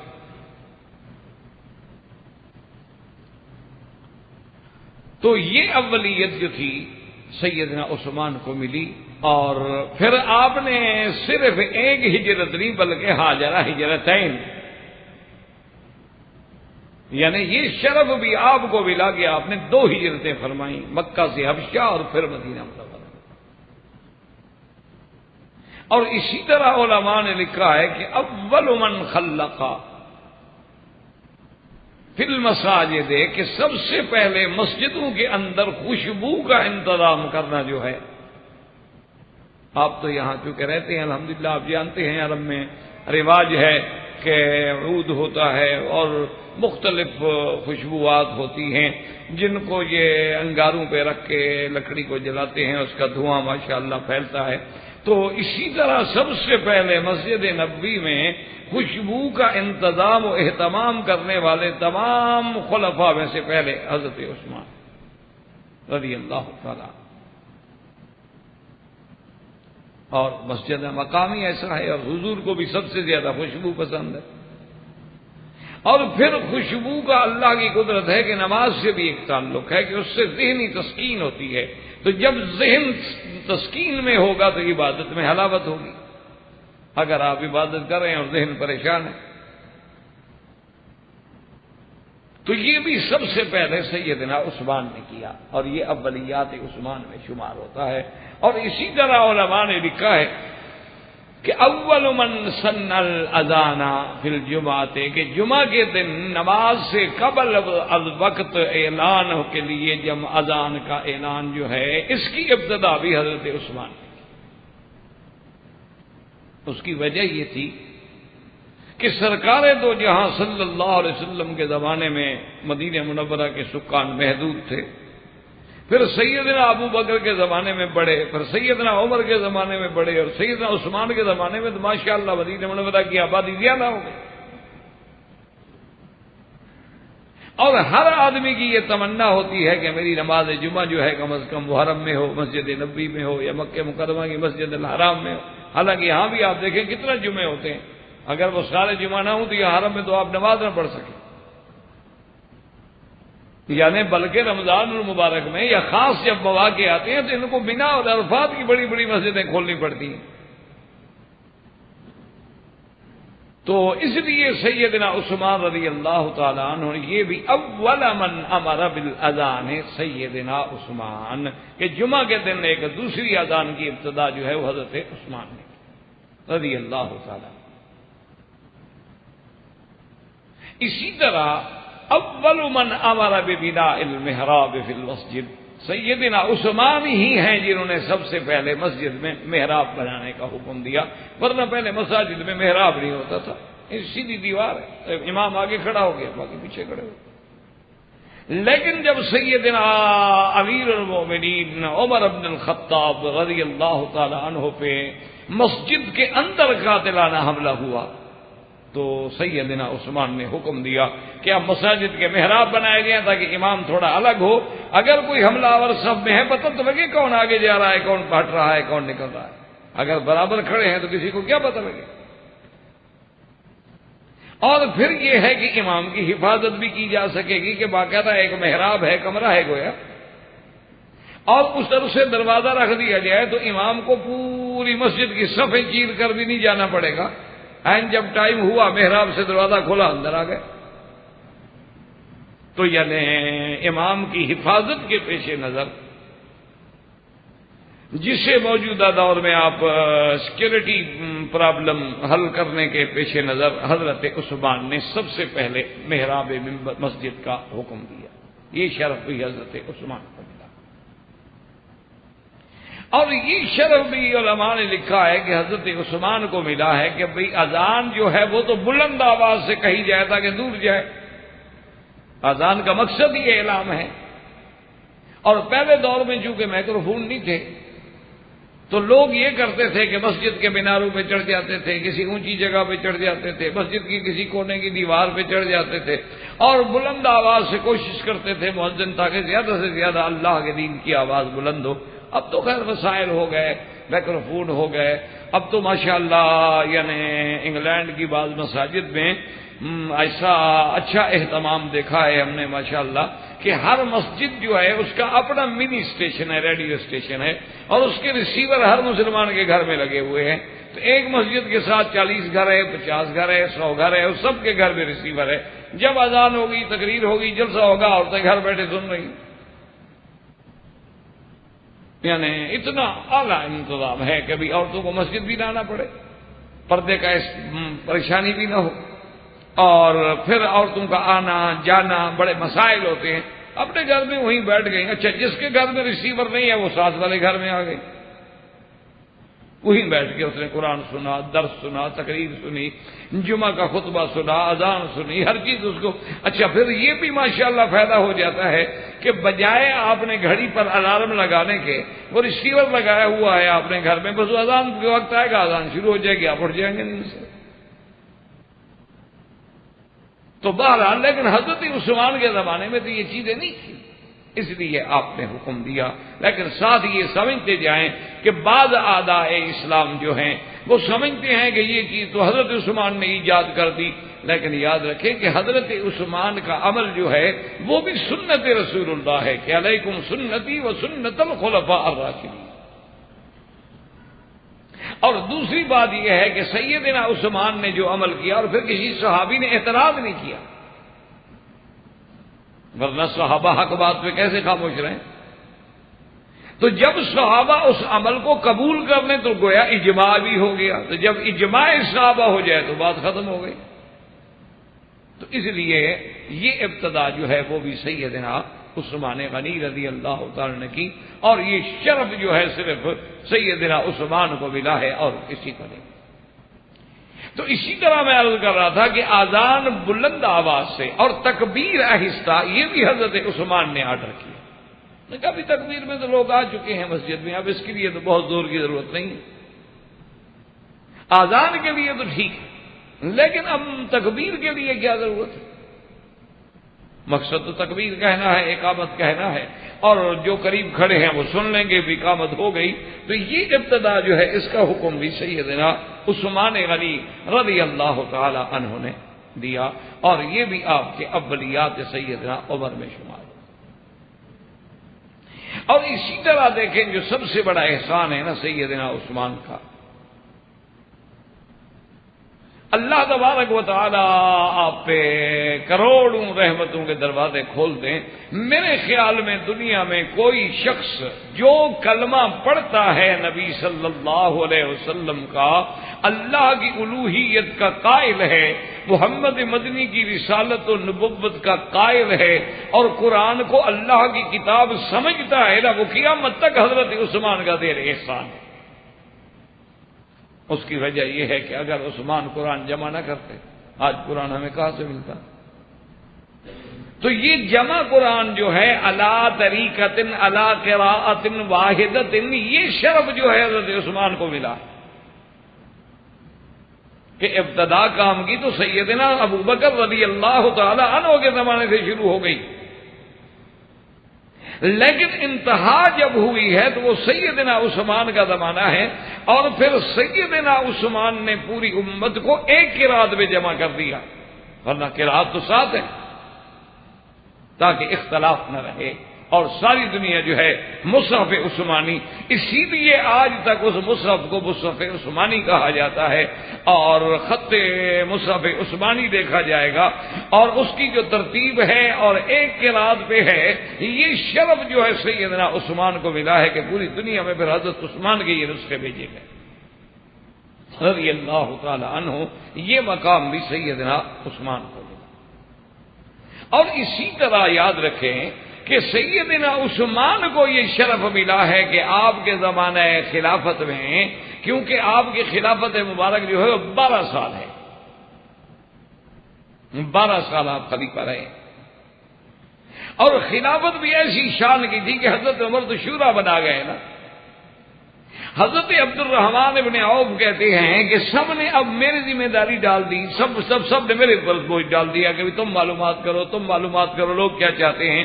تو اس دور میں دیکھیں کہ حضرت عبد الرحمن ابن عوف کو بھی اللہ نے کتنی عقل دی تھی، کتنی فہم دی تھی، کتنی سوچ دی تھی. بتائیں انہوں نے کیسے لوگوں سے رائے لی. انہوں نے حضرت طلحہ سے رائے لی. یہ عشرہ مبشرہ تھے نا، یہ لوگ جن کو جنت کی بشارت مل چکی تھی. انہوں نے کہا طلحہ سے کہ یا طلحہ، ایک بات میں پوچھتا ہوں، اگر تمہیں خلیفہ نہ بنایا جائے تو تم اپنے بعد کس کو بہتر سمجھتے ہو؟ ایک تو ہر آدمی چاہتا ہے میں بن جاؤں، فطری بات ہے، لیکن اگر ہم تمہیں نہ بنائے تو کس کو بہتر سمجھتے؟ کہ پھر عثمان. اچھا حضرت علی سے کیسے رائے لی عبد الرحمن نے کہا کہ یا علی دیکھو، یہ بتاؤ کہ اگر خلافت آپ کو نہ دی جائے تو آپ کس کو بہتر سمجھتے ہو؟ کہا عثمان. اس طرح حضرت طلحہ سے، حضرت زبیر سے، حضرت علی سے اور سارے صحابہ سے، حتیٰ کہ ایک دفعہ ایک صحابی نے پوچھا بھی کہ عبد الرحمن بن عوف آپ نے اتنی جلدی حضرت عثمان کے حق میں کیسے فیصلہ کر دیا؟ انہوں نے کہا خدا کے بندے کیا پوچھتے ہو، میں نے تو کوئی اہل بدر کا صحابی بدری نہیں چھوڑا، میں نے تو کوئی عشرہ مبشرہ کا بزرگ نہیں چھوڑا، میں نے تو کوئی فقہاء صحابہ میں فقیہ نہیں چھوڑا، میں نے تو علماء صحابہ میں کوئی عالم نہیں چھوڑا. اس کے گھر میں جا کے دروازہ کھٹکھٹایا ہے، بلاکن یا ابا المسلمون الا عثمان. سب نے کہا ہمیں عثمان چاہیے، تو میں کیا کروں؟ اس لیے اللہ تبارک و تعالیٰ نے یعنی آپ کی خلافت کا یہ عالم ہے. اور حضرت عثمان کی خلافت ہی میں رائی فتح ہوا. حضرت عثمان کی خلافت میں بعض حصون بڑے بڑے قلعے جو تھے روم کے فتح ہوئے. حضرت عثمان ہی کے زمانے میں استخر فتح ہوا. حضرت عثمان کے زمانے میں ہی قبرص فتح ہوا. اور آپ اندازہ کریں کہ ایک حدیث مبارک ہے میرے محبوب کی، محبوب دو جہاں، رحمت دو جہاں، سیدنا محمد الرسول اللہ صلی اللہ علیہ وسلم نے ایک دفعہ آپ سوئے ہوئے تھے، جب نیند سے اٹھے تو آپ نے فرمایا کہ مجھے دکھایا گیا ہے کہ میری امت میں سے کچھ لوگ ایسے ہوں گے یرکبون علی سفد البحر، وہ دریاؤں میں اور سمندروں میں جا کے بھی کافروں سے جہاد کریں. اور حضور صلی اللہ علیہ وسلم نے فرمایا کہ اس جہاد میں جانے والوں کا مرتبہ اللہ اتنا بلند کریں گے کہ کانہم بدریون، گویا کہ وہ اصحاب بدر ہوں گے. یعنی کوئی معمولی مرتبہ نہیں، بدریوں کا پتہ ہے مرتبہ کیا ہے کہ یہ معلومات ہے تم جو مرضی کرو اللہ معاف کر چکا ہے. جن کو اللہ چیک دے دے بلینک کہ جی جو چاہو جاؤ کرو. تو آپ نے فرمایا کہ وہ ایسے شان والے ہوں گے کہ کانہم بدریون. تو ام حرام بنت بلحان بیٹھی تھی، انہوں نے کہا یا رسول اللہ فضل اللہ سے دعا کریں اللہ مجھے بھی اس میں شامل کر لیں. تو حضور صلی اللہ علیہ وسلم نے فرمایا انت منہم، چلو تم بھی ان میں ہو. حضور صلی اللہ علیہ وسلم نے دعا کر دی، فرمایا انت منہم، تم ان میں ہو. کون نہیں چاہتا کہ میں بدری صحابہ کے مقام پہ پہنچ جاؤں؟ تو یہ جو سب سے پہلا جہاد ہے سمندر میں کرنے کا، اس کا زمانہ خلافت جو ہے وہ سیدنا عثمان رضی اللہ تعالیٰ عنہ کا ہے، اور حضرت معاویہ رضی اللہ تعالیٰ عنہ بھی ہیں، اور یزید بن سفیان بھی ہیں. معاویہ بن ابی سفیان، یزید ان کے بھائی ہیں. ایک تو یزید بیٹا ہے نا، بعض لوگوں کو بغالتا لگ جاتا ہے، ایک بیٹا ہے ایک بھائی ہے. تو انہوں نے سب سے پہلے وہ بحری اسطول بنایا اور خلافت عثمان میں، اور اس کے بعد جا کے انہوں نے قبرص تک جنگ لڑی، جہاد کیا. اچھا خدا کی شان دیکھیں، یہ بی بی جن کے لیے حضور نے دعا کی تھی نا، ام حرام بنت بلحان، یہ بھی اس سفر میں ساتھ تھی. اس سفر میں ساتھ تھی، جنگ ہو گئی، مسلمان کامیاب ہو گئے، فتح ہو گئی. بی بی واپس آئیں اور افسوس کرتی تھی کہ حضور نے تو میرے لیے دعا کی تھی، پتہ نہیں مجھے شہادت کیوں نہیں ملی. یہ عورتوں میں جذبہ تھا. آج ہمارے جذبے کا حال بھی ہر کسی کے سامنے ہے ماشاءاللہ. بی بی صاحبہ پریشان ہیں، خدا کی قدرت دیکھو کہ واپس آ رہی ہیں، کشتی سے اترتے ہوئے جو گری شہید ہو گئی، وہیں موت آ گئی. اللہ کے نبی کی دعا جو تھی وہ پوری ہو گئی. تو یہ بھی خلافت عثمان رضی اللہ تعالی عنہ کے دور میں ہے. یعنی آپ حیران ہوں گے کہ سیدنا عثمان کے زمانے میں خلافت میں اسلام ایسے پھیلا ہے نا جی کہ اسلام تقریباً یعنی 22 لاکھ مربع میل سے زیادہ پہ اسلام کا پرچم لگ گیا. 22 لاکھ مربع میل. کہاں ہے قبرص ترکی کے ساتھ، اور کہاں ہے اندلس، کہاں ہے استخر، کہاں ہے تاشکند. یہ آج جتنی ریاستیں ہیں ترکمانستان اور کاشمیر، یہ سب سیدنا عثمان کے زمانے میں فتح ہوئی. آپ خود اندازہ لگا لیں کہ کہاں کہاں مسلمان اور صحابہ کی جماعتیں نہیں پہنچی، کہاں کہاں انہوں نے اللہ کا دین نہیں پہنچایا. آج بھی آپ جائیں زنجیانگ جو چائنا کا علاقہ ہے، وہاں بھی صحابہ کی قبریں موجود ہیں. آپ انڈیا میں چلے جائیں، ہند میں بھی صحابہ کی قبریں موجود ہیں. بلکہ بعض لوگ مدرس تو یہ کہتے ہیں کہ نوح علیہ السلام کی اولاد بیٹوں کی بھی قبریں موجود ہیں. اور یہ تو خیر روایات میں ملتا ہے نا کہ حضرت آدم علیہ السلام سب سے پہلے ہند میں اتارے گئے. اور یہ بھی روایات میں ملتا ہے کہ حضرت آدم سب سے پہلے ہند سے پیدل چل کے حج کرنے آئے. اور بعض کتابوں میں ہے کہ 40 حجتن 40 حج آپ نے ہند سے پیدل کیا ہے. اس کا معنی اتنی مدت بھی آپ ہند میں رہے. اسی لیے میں جب دیکھتا ہوں نا اپنے انڈیا کے مسلمان بیچارے کمزور اور بوڑھے اور بیمار اور مریض بیچارے، بعض کی تو یہ حالت ہوتی ہے نا کہ ابھی انشاءاللہ صفا سے فارغ ہونے سے پہلے فوت ہو جائیں گے، لیکن پھر بھی وہ حج پہ آتے. وہ ابا کا اثر ہے نا حضرت آدم کا، وہ محبت ہے دل میں کہ کچھ ہو جائے حج کرنا ہے. چل نہیں سکے گا بیچارہ، بوڑھا ہوگا، کمزور ہوگا، کچھ کرو گا حج کرنا. اچھا انڈونیشیا نے دیکھا اور کمال کیا ہوا ہے ماشاءاللہ. وہ تو جب لڑکی کی شادی ہوتی ہے نا، سب سے پہلے دولہے سے آپ کی طرح جہیز نہیں لکھواتے کہ گاڑی دو گے، کار دو گے، فریج دو گے. وہ یہ لکھواتے ہیں کہ تم اس کو حج کرواؤ گے. یہ لکھو ورنہ نکاح نہیں ہوگا. اچھا پھر ان کے نزدیک یہ ہے کہ بھی چونکہ سال میں زندگی میں امام شافعی کہتے ہیں کم از کم ایک عمرہ تو ہو، اس لیے وہ بیچارے جب یہاں آتے ہیں آپ دیکھیں گے روزانہ عمرے پہ، جب چونکہ جتنی عمر ہے اتنی عمرے پورے کر رہے ہوتے ہیں وہ بیچارے. اللہ قبول فرمائے، محنت ہے. امام شافعی بھی ایک وقت کے امام ہیں اور پھر عبادت کی محبت ڈال رہے ہیں، عبادت سے ہٹا تو نہیں رہے نا. اور ایک حدیث مبارک بھی ہے کہ عمر تطر حجج النسک، عمر تطر ينفي عن الذنوب والفقر. حضور نے فرمایا کہ بار بار حج کرنا اور بار بار عمرہ کرنا جو ہے یہ غریبی کو بھی اور گناہوں کو بھی مٹا دیتا ہے. اس لیے علماء نے لکھا جو آدمی غریب ہو نا، جس کے رزق میں برکت نہ ہوتی، عمرے زیادہ کرے تو اللہ تبارک و تعالیٰ اس کے رزق میں برکت ڈال دے. تو یہ شرف جو ہے اتنا بڑے جہاد کا، وہ بھی سیدنا عثمان رضی اللہ تعالی عنہ کو ملا. اور اسی طرح یاد رکھیں کہ سیدنا عثمان فرماتے ہیں کہ اللہ کی رحمت سے میری زندگی میں کوئی جمعہ کا دن ایسا نہیں گزرا جب میں نے کسی غلام کو آزاد نہ کیا ہو. اندازہ کریں، یعنی ہر مہینے میں 4 غلام. تو آپ نے پھر خلافت میں کتنے غلام آزاد کیے ہوں گے؟ تو اندازہ تو کر رہے ہیں نا، 12 سال خلافت ہے. ہر مہینے میں 4 ہیں تو ایک سال کے 48 ہو گئے. 48 کو پھر 12 سے ضرب دے دیں اور ایک غلام کتنے کا ملتا تھا اس کا بھی اندازہ کرنا. تو حضرت عثمان فرماتے ہیں، اب یہ شرف بھی صرف سیدنا عثمان کو ملا ہے کہ ہر جمعہ انہو اعتق عبدا، ہر جمعہ جو ہے ایک نہ ایک غلام جو ہے وہ آزاد کر دیتے تھے. یہ شرف بھی حضرت عثمان کو ملا. اور اسی طرح دیکھیں کہ سیدنا عثمان کا اللہ اکبر کتنی بڑی شان ہے. وہ فرماتے ہیں کہ جس دن سے میں نے حضور کے ہاتھ پہ بیعت کی نا، اور سابقون الاولون میں ہیں، حضرت عثمان بھی سابقون میں ہیں، حضرت صدیق کی دعوت پہ اسلام لائے ہیں. فرماتے ہیں جس دن سے میں نے سرکار مدینہ کے ہاتھ پہ ہاتھ رکھ کے بیعت کی ہے، فرماتے ہیں خود واللہ، کہتے ہیں خدا کی قسم ہے، اس پر دائیں ہاتھ سے میں نے کبھی اپنی شرمگاہ کو ہاتھ نہیں لگایا کہ یہ ہاتھ محمد کے ہاتھ کو لگا تھا، کیسے غلط جگہ پہ لگا دوں. یہ ہے عشق رسول اللہ. اب آپ خود بھی اندازہ لگا لیں کہ آپ ہاتھوں کا استعمال کیسے کرتے ہیں.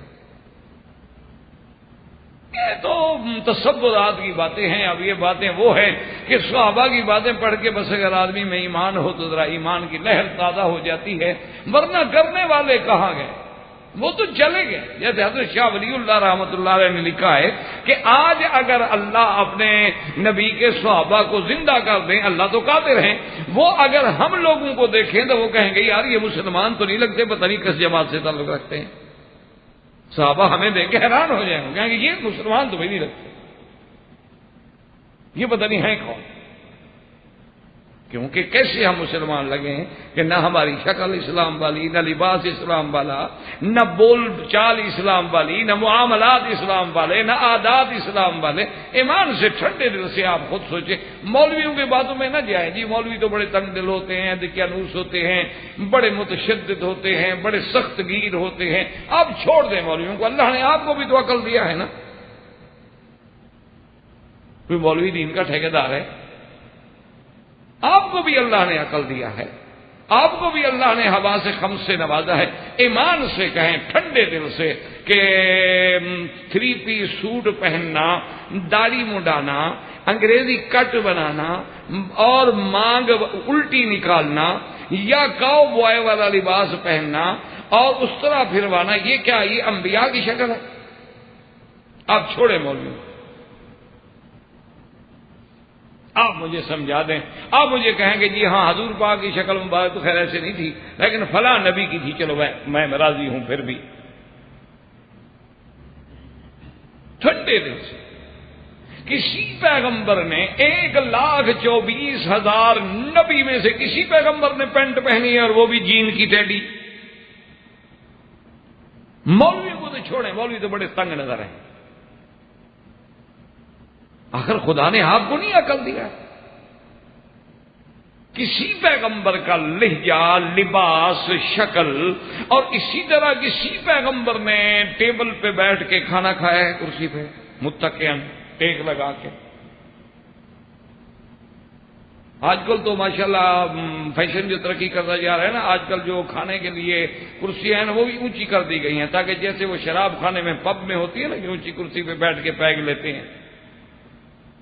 ایک دوست کے گھر میں گیا، انہوں نے کہا جی میں نے اچھا وہ بیچارہ حالانکہ سمجھا نہیں، میں نے اس سے یہ کہا تھا کہ بھئی کھانا جو ہے نا وہاں کچن کے ساتھ لگا دو. اس غریب نے سمجھا کہ مکی صاحب کا شوق ہے کہ کچن میں لگا دیں، وہ ٹیبل وہیں لگا ہوا تھا. پہلے جب آیا تو کھانا میز پہ اور جناب کرسیاں سرسیاں گول سی اونچی. میں نے کہا جناب سیڑھی لے آئے، میں یہ سب نہیں چڑھ سکتا، مجھے تو گھٹنے میں ویسے تکلیف ہوتی ہے. ایک سیڑھی لے آئے، پہلے کرسی کے ساتھ لگائیں، پھر اس کے ساتھ میں اوپر چڑھوں، پھر اتارنے کے لیے پھر بھی لانی پڑے گی سیڑھی آپ کو. نے کہا جی آپ نے تو کہا، نے کہا بے وقوف آدمی نے کہا تھا کچن کے ساتھ لگا دو کہ گرم کرنے میں اور بچیوں کو اٹھا کے رکھنے میں تکلیف نہیں ہوگی.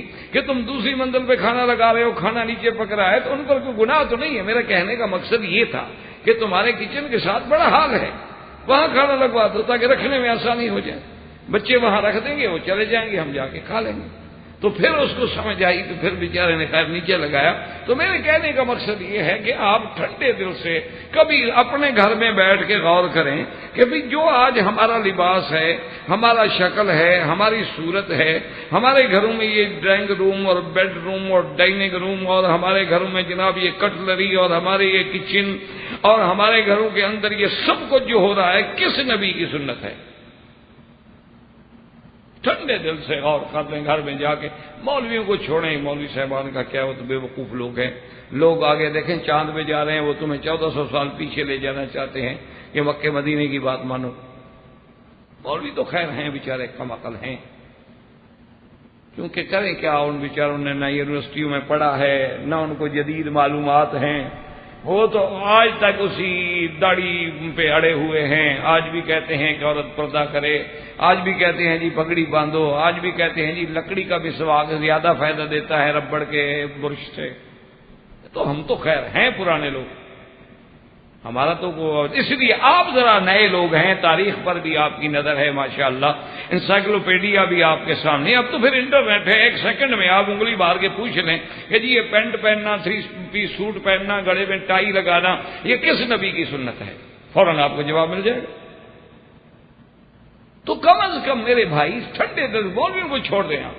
اچھا یہ ایسی تو مجبوری ہے کہ اس کے بغیر گزارا نہیں ہو سکتا، تو کم از کم مساجد میں، کم از کم جمعہ کے دن، کم از کم عیدین میں، کم از کم کعبۃ اللہ میں جاتے ہوئے، کم از کم حضور صلی اللہ علیہ وسلم کے روضے پہ جاتے ہوئے آدمی جناب وہاں انگریزی ٹائی لگا کے کھڑا اور الصلاۃ والسلام علیک یا سے ایمان سے کہے خدا کو جواب کیا دو گے؟ ٹھنڈے دل سے سوچ لو، آپ کا جو جی کرے. یہ ایمان اور محبت ہے کہ میرا یہ ہاتھ حضور کے ہاتھ لگا تھا، اب اپنے بدن کو کیسے لگاؤ؟ فرمایا واللہ ساری زندگی میں نہیں لگایا، ساری زندگی فرماتے ہیں واللہ ہے. اور اس کے بعد فرماتے ہیں واللہ ما زنیت فی الجاہلیت ولا فی الاسلام، کہ مجھے خدا کی قسم ہے کہ میں نے زمانہ جاہلیت میں بھی کبھی زنا نہیں کیا اور اسلام میں بھی نہیں کیا. یہ شرف، یہ حیا، یہ استحیا اگر نبی کے صحابہ کے پاس نہیں ہوگا تو کس کے پاس ہوگا؟ اور ہم یہ پڑھیں اور دعویٰ بھی کریں کہ ہم اہل سنت والجماعت ہیں، یعنی نبی کے طریقے پہ چلنے والے، صحابہ کی جماعت کا دامن پکڑنے والے، اور ہمارے اعمال ان سے نہ ملیں، اقوال ان سے نہ ملیں، تو کتنے بڑے دکھ کی بات ہے. بہرحال یہ شرف بھی سیدنا عثمان کو ملا. اب جناب سیدنا عثمان رضی اللہ تعالی عنہ کا جو 6 سال کا دور خلافت ہے، وہ تو ایک عظیم دور خلافت تھا کہ لوگ جو ہے وہ اتنے خوش تھے، اتنا ان کو حضرت عثمان سے پیار تھا کیونکہ حضرت عثمان نرم دل تھے. اچھا خدا کی قدرت ہے کہ تھوڑا سختی کے بعد نرمی ملے نا تو آدمی کو بڑی اچھی لگتی ہے. تھوڑا سختی کے بعد آدمی کو نرمی ملا. دیکھو نا، اب ہم جن علاقوں سے آئے ہیں، نہ ہمارے پاس پنکھا تھا، نہ ہمارے پاس بجلی تھی، کچی سڑکیں تھیں، اور جناب یہ ہے کہ کبھی شہر میں آ گئے، کبھی کسی شہر میں جا کے یہ پنکھے پہ سو گئے تو سمجھتے تھے یار آج تو بڑے مزے آ گئے، پنکھا چل رہا ہے، ہوا لگ رہی ہے، کیسے مزے میں بیٹھے ہیں. تو آج اگر پھر اس کے بعد اللہ ایئر کنڈیشن دے دے تو مزہ تو آتا ہے نا، آدمی کو راحت تو ملتی ہے. کچھ لوگ تو اسی لیے بگڑ گئے ہیں، کچھ لوگوں کا دماغ اسی لیے خراب ہو جاتا ہے کہ بیچارے گھر میں کبھی سائیکل نہیں ملا تھا، یہاں کار کے بغیر اترتے نہیں. تو بہرحال یہ ہے کہ حضرت عمر کا دور جو ہے وہ ذرا سختی کا دور تھا کہ حضرت عمر تو نرمی کرتے نہیں تھے، ذرا غلطی ہوئے تو پھر کوڑے سے ٹھیک کرتے تھے نا. حضرت عثمان نرم دل تھے، سب سے نرمی، سب سے پیار، لوگ بڑے خوش. اور فتوحات پہ فتوحات ہو رہی ہیں، اسلام پھیلتا چلا جا رہا ہے. یعنی آپ اندازہ کریں کہ حضرت عثمان کے دور میں یہ وقت آ گیا تھا کہ بعض صحابہ وہاں سے مال غنیمت، مال زکات جمع کر کے حضرت عثمان کو عامل خط لکھتے تھے، حضرت اس علاقے میں تو کوئی مستحق ہے نہیں کہ ہم زکات کس کو دیں، لہذا مدینے بھیج دیں، آپ غریب تلاش کریں. اللہ نے اتنا دے دیا. لیکن آپ کے آخری 6 سالوں میں کچھ حالات ایسے پیدا ہو گئے کہ کچھ لوگ ایسے تھے جو بنو امیہ سے تعلق رکھتے تھے اور دور اور قریب کی حضرت عثمان سے رشتہ داری بنتی تھی. ان کو جب سیدنا عثمان نے عہدے دیے تو کچھ لوگوں کے دل میں اعتراض پیدا ہوا. حالانکہ شرعاً یہ منع نہیں ہے کہ آپ اپنے رشتہ دار کو عہدہ نہ دیں. بات کو سمجھیے. یعنی کوئی آدمی جیسے کہ ہمارے بعض اہل سنت کہلانے والے بھی لکھ بیٹھے کہ حضرت عثمان نے اقربا پروری کی، لیکن یہ بھی تو بتا دیتے نا کہ کیا اقربا پروری کرنا شرعاً منع ہے؟ یہ تو اللہ کا حکم ہے، وَآتِ ذِی الْقُرْبَىٰ حَقَّهُ. اللہ نے قرآن میں حکم دیا ہے کہ تمہارے سب سے زیادہ حقدار جو ہیں تمہارے اقارب ہیں، الاقرب فالاقرب. دیکھنا یہ ہوتا ہے کہ حضرت عثمان نے کسی رشتہ دار کو جو اس عہدے کا اہل نہیں تھا، یعنی میرٹ پر مستحق نہیں تھا، اس کا میرٹ نہیں بنتا تھا، لیکن پھر حضرت عثمان نے دے دیا ہو تو یہ ہے اقربا پروری. تو بہرحال کچھ لوگوں کے دل میں اعتراض پیدا ہوا. ایک وجہ تو یہ بنی، اور دوسری وجہ یہ بنی کہ آپ نے ابن ابی سرح کو مصر کا گورنر بنایا. اس نے مصر میں کچھ اتنی زیادہ سختی کی اور شدت کی، حالانکہ اس کے بڑے خدمات ہیں، بڑے فتوحات ہیں. لیکن ابن ابی سرا نے کچھ اتنی شدت کی کہ مصر کے ایک وفد نے حضرت عثمان رضی اللہ تعالی عنہ کو اس کی شکایت کی کہ آپ کا گورنر جو ہے اس نے تو ہمیں تنگ کر دیا. فحددہ عثمان، حضرت عثمان نے تحدید آمیز خط لکھا اور اس کو تنبیہ کی کہ تمہاری شکایات مجھے مل رہی ہیں، تم کیا کر رہے ہیں، اور ان شکایات کا فوراً ازالہ کرو. اس کو جب خط ملا تو وہ اللہ کا بندہ اور بکھر گیا اور بھڑک گیا کہ اچھا میری شکایت ہے. یہ دیکھو نا، اس میں بعض اوقات بڑے بڑے لوگ جو ہیں نا ان کا پاؤں بھی پھسل جاتے ہیں کہ اچھا میری شکایت. حالانکہ بندہ پہچانا تو اسی وقت جاتا ہے نا جب براہ راست آپ پر کوئی اعتراض ہو. اس وقت جب آدمی کا پتہ لگتا ہے کہ کتنا حوصلہ ہے. لوگوں پر اعتراض کرنے کا تو ہر کوئی سن لیتا ہے نا. تو اس نے ابن ابی سرا نے کیا کیا کہ جن لوگوں نے شکایت کی تھی ان کے خلاف اس اللہ کے بندے نے اور سختی شروع کر دی. اور وہ سختی اس حد تک بڑھی کہ ان میں سے ایک بندہ جو تھا اتنا تشدد کیا اس میں کہ وہ مر گیا. اب ابن ابی سرا بھی بڑا گھبرایا کہ جب بندہ مر گیا، جیسے یہاں آپ دیکھتے ہیں نا پولیس تشدد میں کتنے لوگ ہیں بیچارے جو مر جاتے.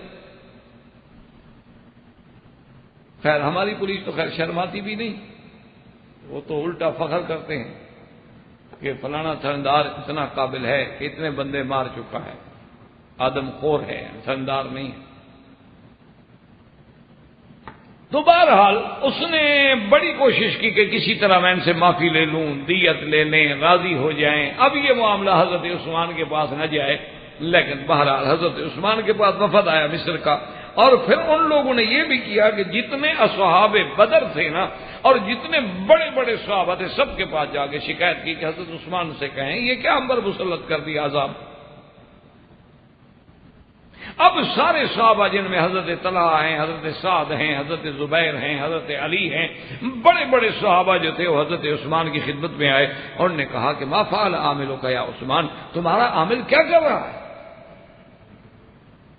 حضرت عثمان نے کہا کہ میں نے تو اس کو بڑی تحدید لکھی تھی، لیکن سمجھ نہیں آتی ہے کہ اقتدار ملنے کے بعد اس کی کوئی ذہن میں کبر آ گیا ہے یا کیا ہو گیا ہے. اچھا اب آپ لوگ جو بھی فیصلہ کریں، آپ بڑے ہیں، آپ جو فیصلہ کریں عثمان کو تو قبول ہے، آپ کس کو چاہتے ہیں، چلو آپ کوئی نام تجویز کریں میں اس کو بنا دیتا ہوں گورنر.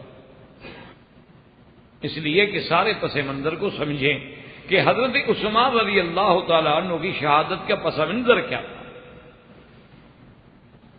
اب انہوں نے سب نے متفقہ کہا، انہوں نے کہا کہ ایسا کرو کہ محمد ابن ابی بکر، یعنی حضرت ابو بکر کا بیٹے ہیں محمد ابن ابی بکر، محمد ان کا نام ہے، انہوں نے کہا اسے آپ عامل گورنر بنا دیں مصر کا. حضرت عثمان نے کہا ٹھیک، مجھے کیا اعتراض. محمد ابن ابی بکر کو حضرت عثمان نے پروانہ لکھ کے دے دیا اور والی مصر کے نام کی جب یہ آپ کے پاس آئے تو ان کو احترام کریں اور پورا پروٹوکول دیں، اور اس کے بعد تم اپنا عہدہ چھوڑ دو اور تمام چارج ان کو سنبھال دو، اور اس کے بعد یہ ہے کہ عزت و احترام کے ساتھ تم فوراً مدینے واپس آ جاؤ. آپ کو یہ خط دیا، ختم لگائی، مہر مبارک لگائی اور اس کے بعد دستخط فرمائے، اور وہ امر لے کر حضرت محمد ابن ابی بکر رضی اللہ تعالی عنہ نے یہ کیا. ان نے صحابہ، بڑے بڑے صحابہ بدرین سے بھی اور مہاجرین سے بھی، انصار سے بھی کہا کہ بھی ایسا کرو کہ تم میرے ساتھ جاؤ، میں اکیلا نہیں جاؤں. انہوں نے کہا کیوں؟ انہوں نے کہا پہلی بات تو یہ ہے کہ کیا اس کے خلاف جو شکایتیں آ رہی ہیں اللہ جانے وہ حقیقت بھی ہیں کہ نہیں. اگر وہ شکایات ہی غلط ہوں تو ہم اس کو معذور کر دیں، پھر تو ہم نے ناجائز کرایا نا کہ ایک آدمی کے خلاف رپورٹ ہی غلط ہے، لیکن ہم نے اس کو عہدے سے نکلوا دیا. اور اگر شکایات صحیح ہیں تو آپ لوگ ساتھ ہوں گے، کوئی حل نکالیں گے تاکہ اس کو بھی کسی طرح معافی مل جائے، اور پھر میں وہاں مجھے سیٹ کر کے بٹھا کے پھر آپ لوگ واپس آ جائیں. اب چونکہ ابو بکر کا بیٹا ہے کون انکار کرے. انہوں نے کہا کہ ٹھیک ہے ہم چلتے. احباب کرام، اس کے بعد اب آپ اس مبارک سلسلے کی CD نمبر 17 سماعت فرمائیں.